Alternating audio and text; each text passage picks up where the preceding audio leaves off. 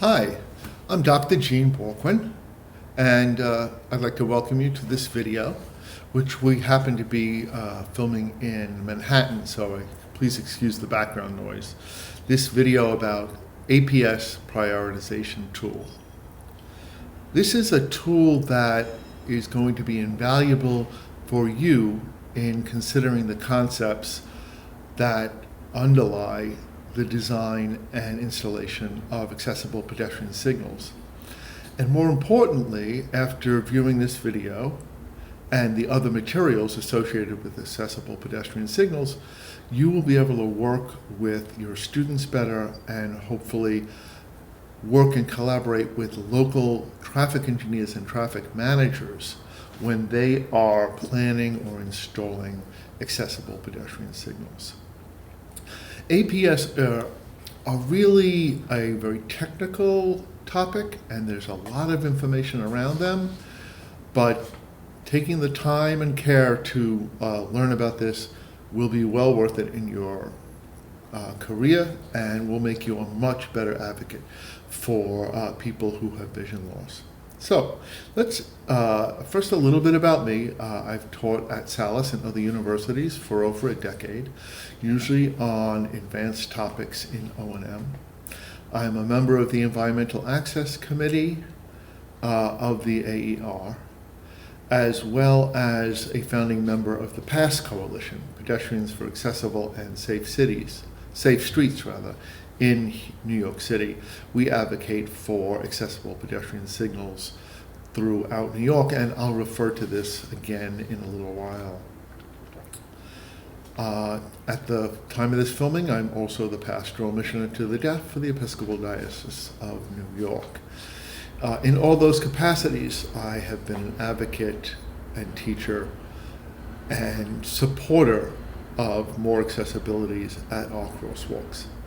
In today's modern intersections with modern and innovative traffic signals, many that cause great safety for pedestrians can also cause great challenges and problems for blind and visually impaired travelers.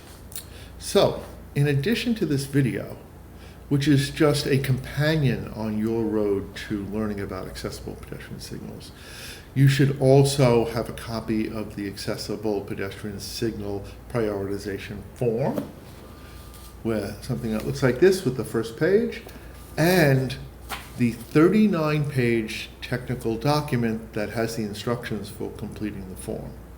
As you'll see, some of the concepts here that you're going to meet are rather basic. Others are more subtle and a bit obtuse, but nonetheless important. So let's start out with what an APS is. At many municipalities around the United States, there are pedestrian buttons or push buttons or ped buttons at the corner, at the edge of a crosswalk on the sidewalk, maybe mounted on a light pole or some other pole, some other structure that's present there. That ped button connects to the controller and the computer that controls the signals. When you push the button, that button tells the controller that indeed there's a pedestrian present and that the pedestrian is waiting to cross. The computer, according to its program, will then schedule a walk interval and a pedestrian phase. The importance of this is that once the walk interval begins, if you leave the curb anytime during that walk interval, you are assured, as long as you're a fairly average or slow average walker, that you will have enough time to complete the crossing. This does not make a ped button accessible. It doesn't make the crosswalk accessible to a blind or visually impaired person who does not have access to the visual signal. Knowing that it's time when you can cross, that is, knowing that it's the walk interval, and knowing that the walk signal is displayed visibly, is the only way for a blind or visually impaired person to know that it's the correct time to begin crossing. That can only be accomplished with the installation of an accessible pedestrian signal in many situations. Classically, pedestrians have listened for the near lane parallel surge, which is usually concurrent with the beginning of the walk interval. And this has traditionally been the auditory cue for people to cross. But whenever that is unlikely or changes because of modern signal schema that are being employed to keep sighted pedestrians more safe, whenever that walk interval doesn't begin at or around the time when there is a traffic surge, then the blind pedestrian really doesn't have the information they need to cross the street with any sense of security and assurance they have the time. So, an APS is basically a pedestrian button that has features that make it accessible to the blind pedestrian. It has a locator tone, a tone that is rather quiet and can be heard when you're near the corner, and produces a cluck once every second that lets the pedestrian know that the APS is present and lets them find the APS by listening to and focusing in where the sound is coming from. The APS itself has a button that's integrated into the device. That button has a tactile arrow that shows the pedestrian the parallel path to the crosswalk. It does not point to the end of the crosswalk or the beginning of the crosswalk, but rather shows the parallel path to the crosswalk the person wants to use. It also has two kinds of output. It has vibrotactile output. That tactile arrow will vibrate when the walk symbol is displayed, and it's the walk interval. It will also have an auditory rapid tick. Sometimes it will have a speech message as well, or instead of the rapid tick. And even though the rapid tick is a preferred output and much more effective for many reasons, any of these outputs can be used by a blind person to know when it's time to cross the street. We don't call these devices auditory pedestrian signals anymore because they are more than that. They are accessible in different formats and accessible for not only blind and visually impaired people, but for deafblind people. So the proper terminology is accessible pedestrian signal.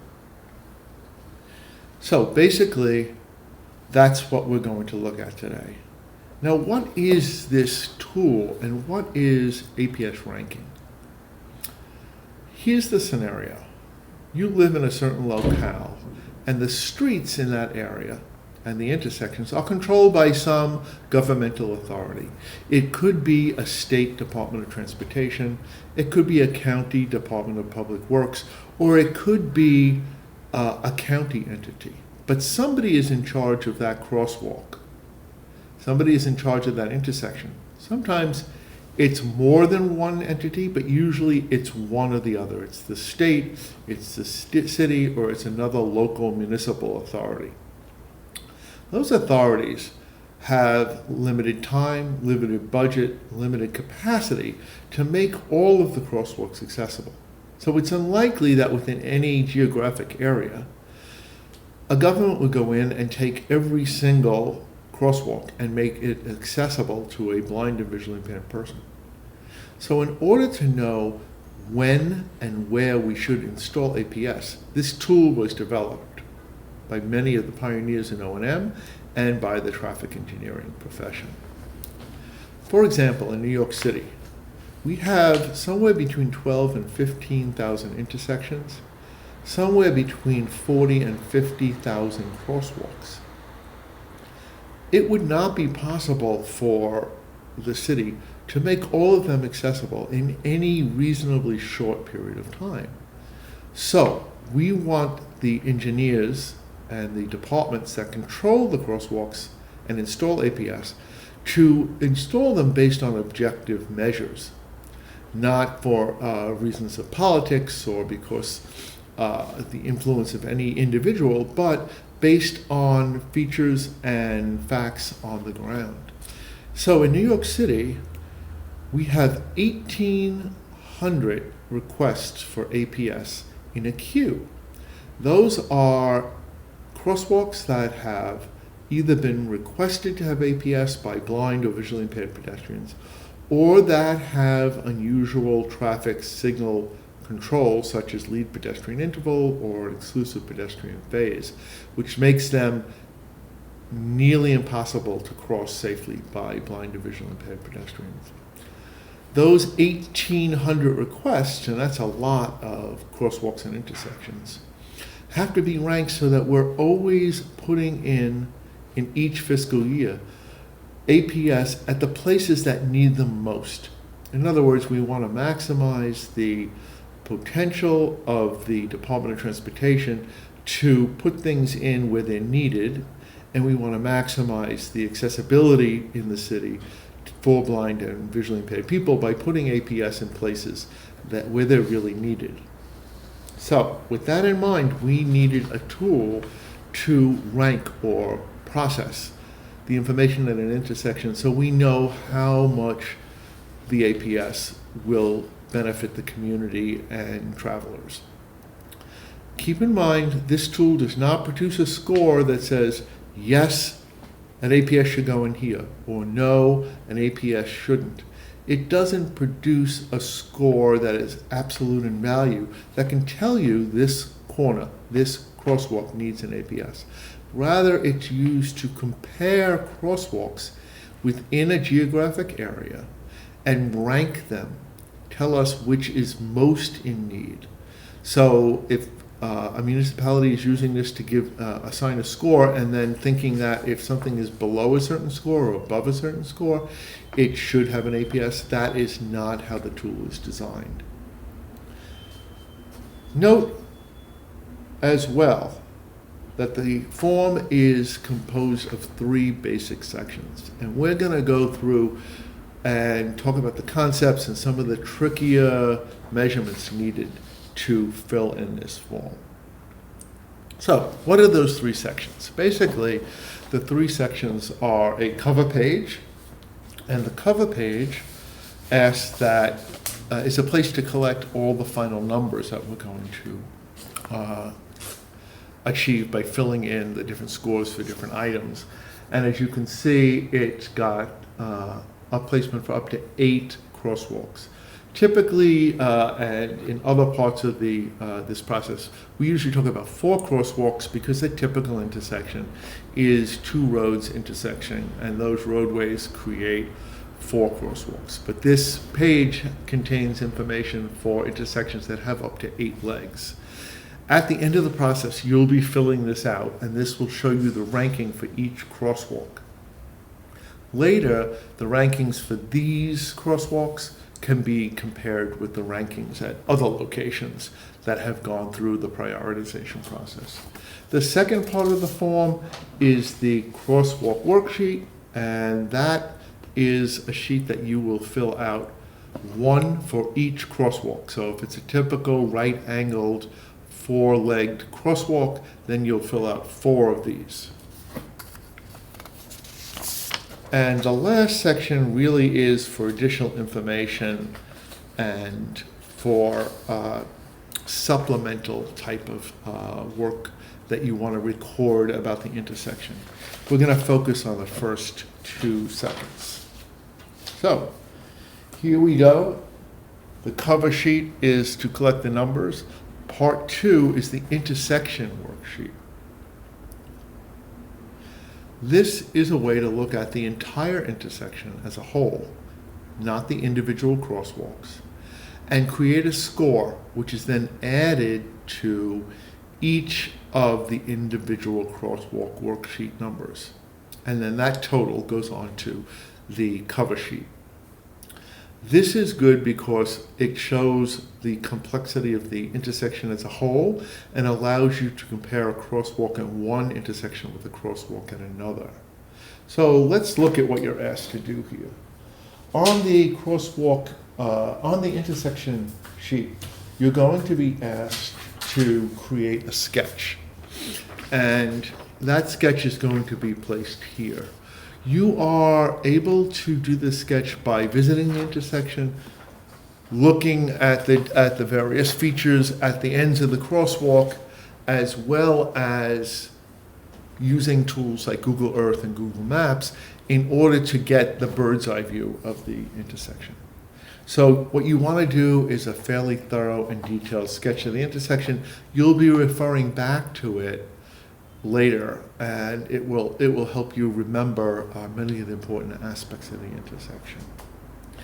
There are standard ways to label things, but you want to make sure that you draw and label each leg of the intersection and label them as A, B, C, D, and any other legs that are present using the alphabet, and then use those labels, those letter labels, on the crosswalk sheets so that you will be able to reference the appropriate crosswalk worksheet later in the process.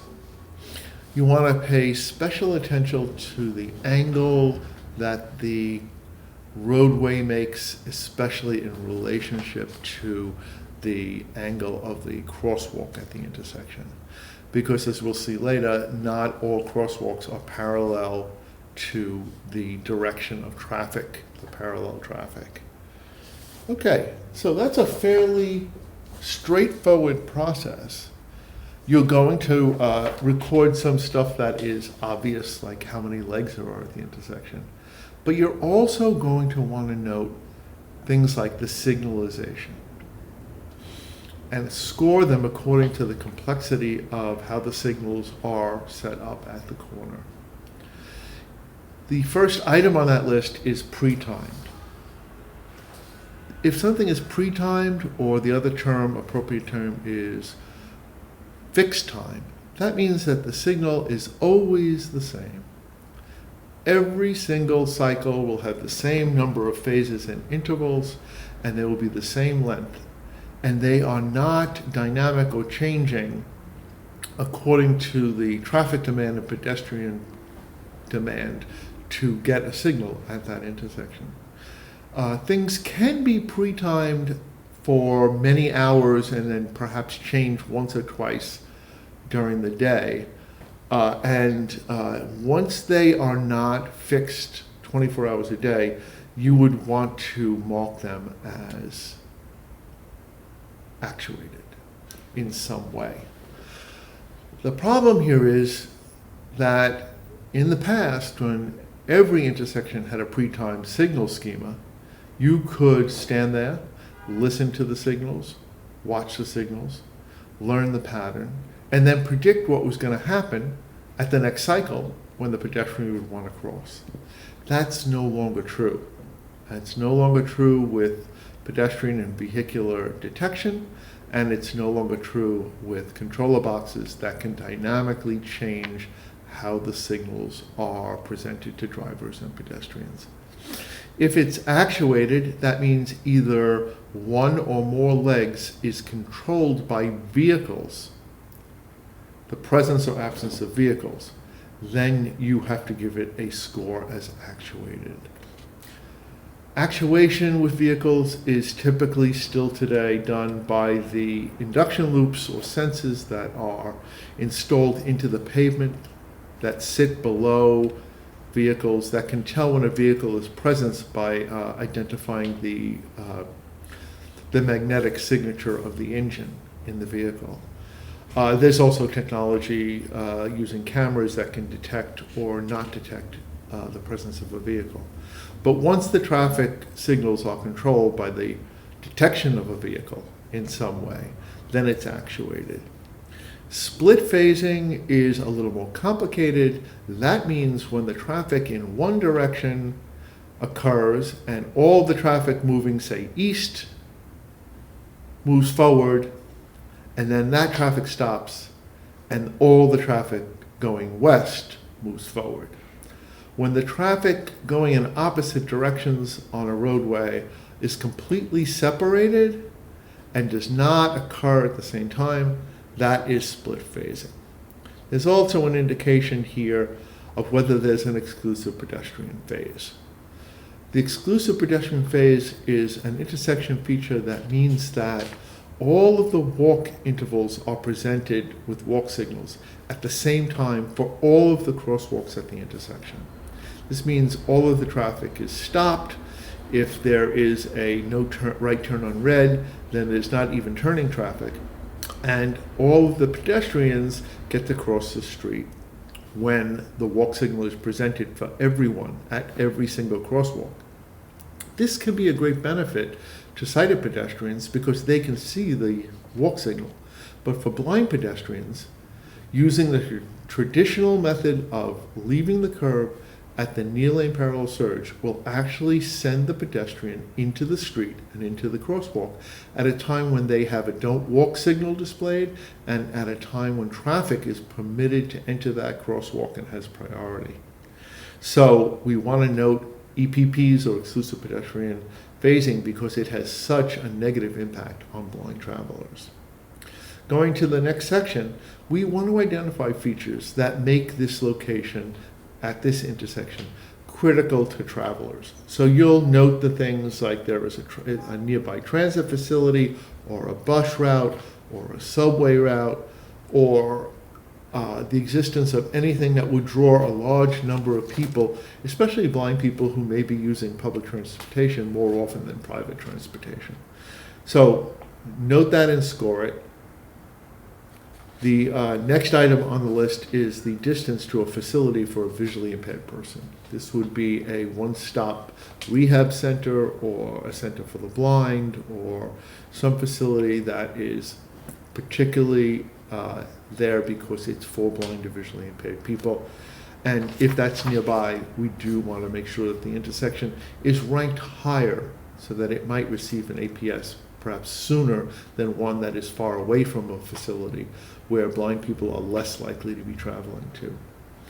There's also an indication of public and pedestrian attractions that might be nearby, and of course those places that attract the public and those people that might be walking there, we want to make those places accessible and rank them higher in any existing queue so that they are made available and more secure for blind and visually impaired people. We get that intersection worksheet score and we hold it because we're going to add that score later to each score for each crosswalk. So let's continue on with the contents of a crosswalk worksheet. You're going to complete one of these for each leg of the intersection or for each crosswalk. Sometimes there could be a leg of the intersection that does not allow for pedestrians to cross, and you would include that so that you could indicate somewhere that indeed there's a sign that says no pedestrian crossing, and indeed that is not accessible to blind people who might be approaching this intersection and wanting to cross at one of the legs. But for each and every leg, you'll fill out a crosswalk worksheet. This is where we get the nitty-gritty of scoring an intersection. There's some obvious things on here, like the width of a crosswalk, and to gain an accurate account of the width of a crosswalk, if you have access to a measuring wheel, a device that you roll along the surface and measure in a rather precise way the number of feet or meters in a crosswalk, that's good. Often we might have to, in a class exercise, resort to measuring or gaining those measurements by looking at Google Earth or Google Maps and getting a good estimate of how wide the street is. You also want to determine the posted speed limit in the area and score for that. That's rather direct information. Some of the other stuff in the next section, the approaching crosswalk geometry, is worthy of comment here. So let me just go through and highlight some of the things that might not be obvious. The first thing is curb radius. Curb radius is really a technical measurement of the curb of a corner. That is, how round or how squared the corner is. Curbs with small radii are safer for pedestrians because they slow traffic as the traffic turns. And also, small radius corners are those that are easiest for blind and visually impaired people to align to prepare to cross a crosswalk. So a larger crosswalk, or rather corner radius, is not beneficial to pedestrians, and we want to record it. The typical old-fashioned corner, when the corner came to almost a point or was slightly rounded at the edge of the corner, will have a small radius. And those more modern corners that have a very rounded and wide surface to the a wide edge at the curb near the corner will be less accessible to blind people, and also cause drivers to turn corners more quickly. It's not really possible for me to explore the details of how to determine a curb radius, but I went out and I checked YouTube, and if you Google how to measure the curb radius, you'll see technical examples about how engineers safely and precisely measure curb radii, and also you'll get some very good examples of what represents a narrow or wider curb radii. And you'll get an idea of why these impact how easily a pedestrian can cross the street. So that's one of the things I wanted to point out. Some of the other items, like is there a median present, or is there a channelized turn lane, they're rather obvious. There's either there or it's not there. But what exactly is a skewed crosswalk? For this particular form, the definition of a skewed crosswalk is a little different than the general definition in the traffic engineering field. Usually when two streets intersect, if the angle of those streets is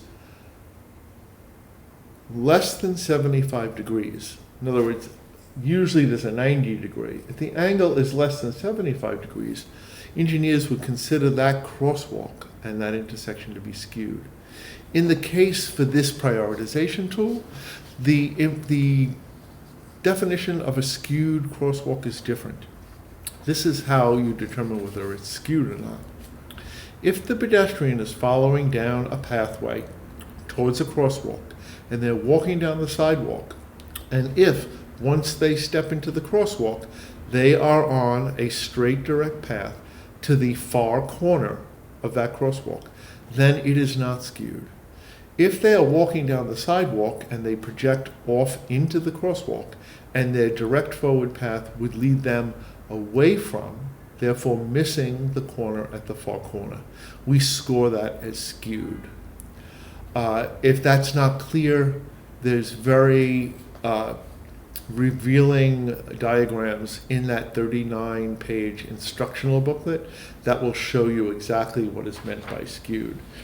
So we certainly want to score that correctly. The other thing here that we might want to note is the transverse or cross slope on a crosswalk. Basically, that is whether the surface of the road is at a slope either to the left or right more than 5 degrees.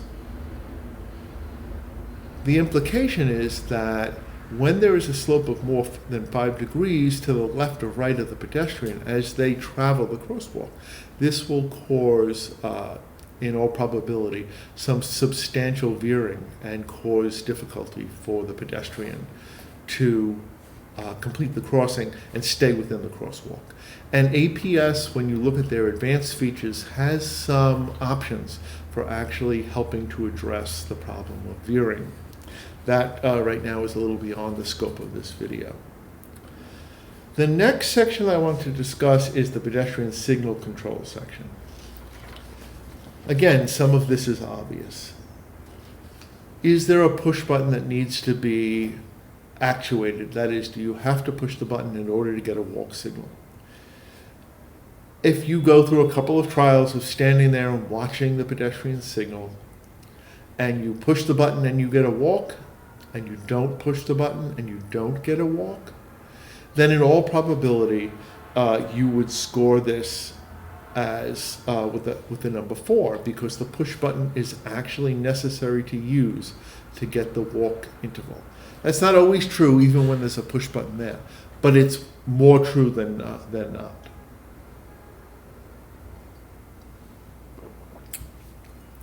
The next item is also very important, and we talked about this when we talked about the intersection worksheet, and that is non-concurrent walk intervals.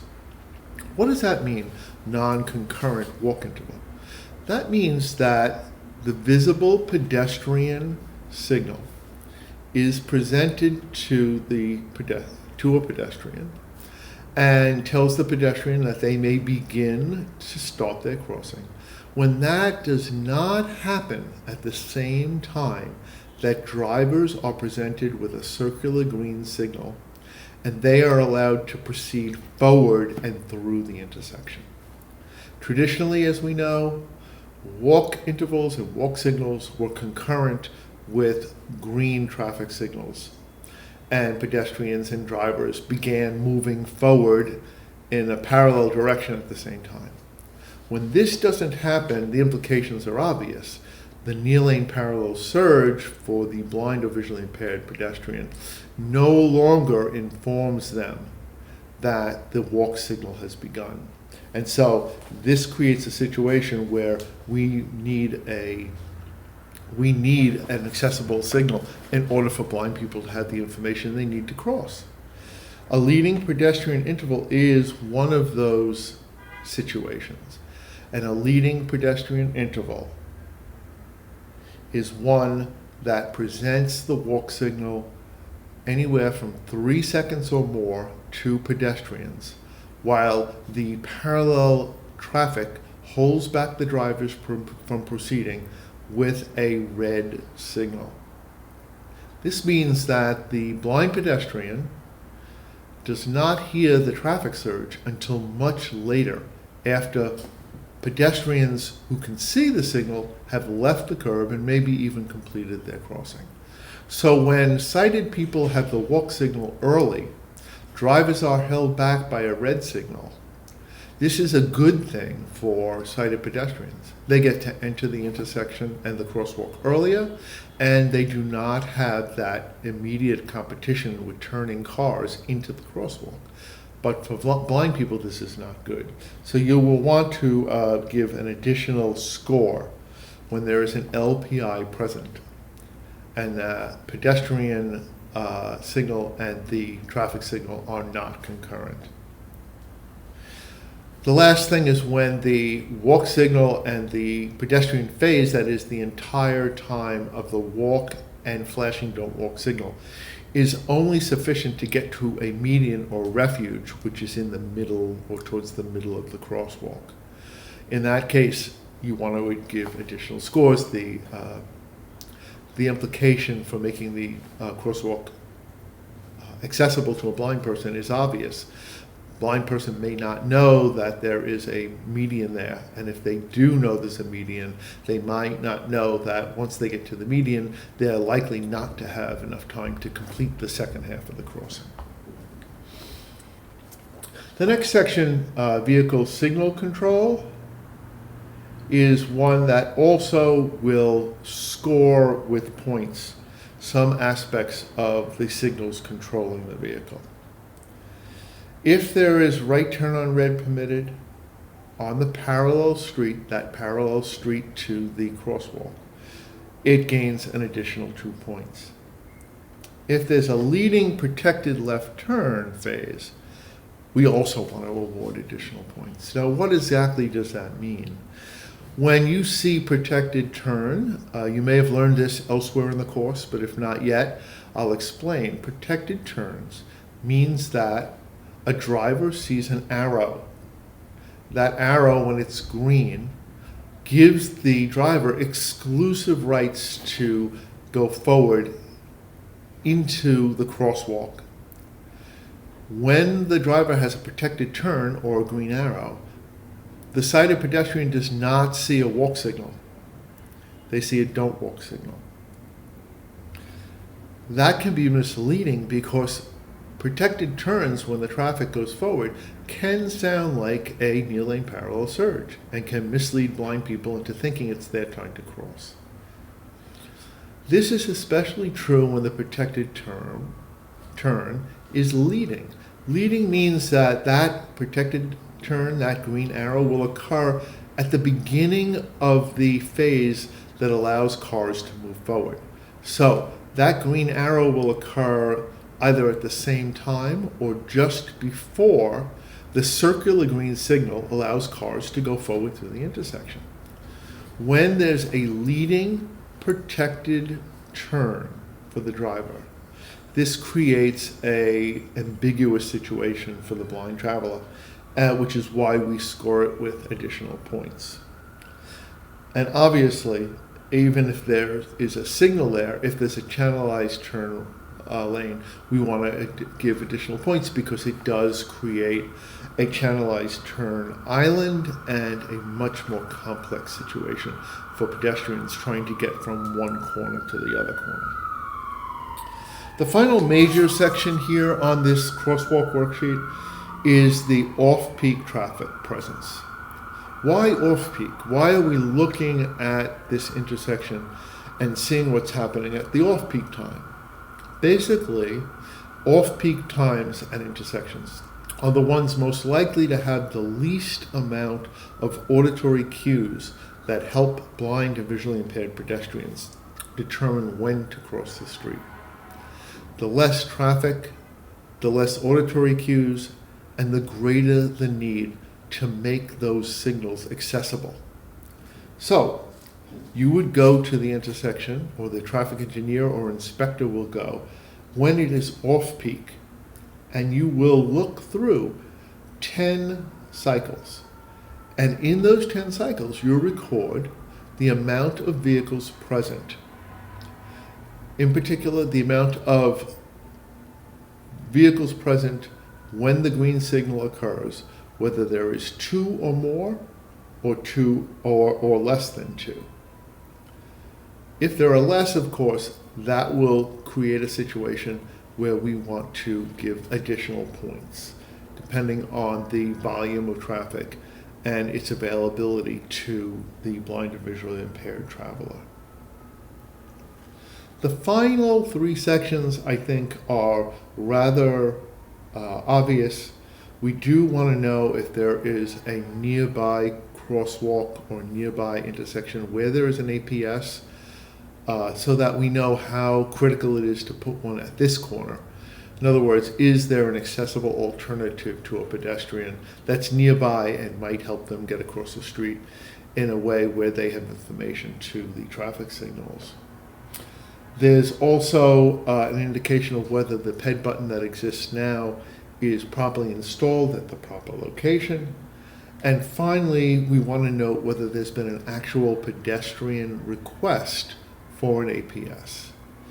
The basic philosophy is that pedestrian request, a single request or multiple requests, will help trigger a higher ranking in the queue, and therefore we will install APS at places more often and sooner when we know there's a pedestrian that is going to use that crosswalk and has actually taken the time to request the APS to be installed at that place. That's basically going through the general and detailed method of completing the form. Once you get each of those crosswalks scored, you're going to go back to the cover sheet. You're going to add each crosswalk to that sheet, and depending on the score for the crosswalk, you're going to see that certain crosswalks do warrant more urgently installation of the devices to make them accessible. You'll be surprised that at the same intersection, some crosswalks appear to be very easy for blind people to cross, while others present so many problems and get a much higher score. So this tool is one that will prompt you to go through so many of the concepts that are vital to understand contemporary geometry at an intersection, and how the timing works, and how a controller box works, and the impact of actuation by pedestrians and vehicles at intersections. And this is something that is going to allow you to work with the local authorities and advocate for your consumers. I'd also urge you to take these concepts and make them part of the curriculum you use when teaching street crossings. The world is no longer a place where you approach a corner, listen for the parallel traffic to move forward, and step into the crosswalk. Those days are mostly gone. And so it's a benefit to us and to students to learn and master these ideas. I want to thank you for taking the time for watching this video today, and certainly look forward to seeing you at future conferences and in future classes. Thanks.